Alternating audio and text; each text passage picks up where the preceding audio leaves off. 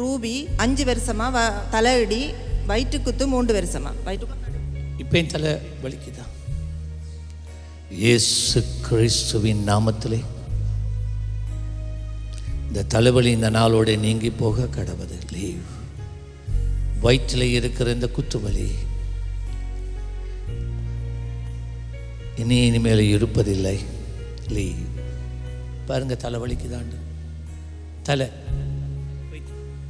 இல்லாட்டி ஒன்னால போவாது. இப்படி வயிற்றில் இருக்கிற வலி இருக்காண்டு பாருங்க. Jesus leave. பாருங்க, இப்ப இருக்கான் 5 வருஷம். சரி,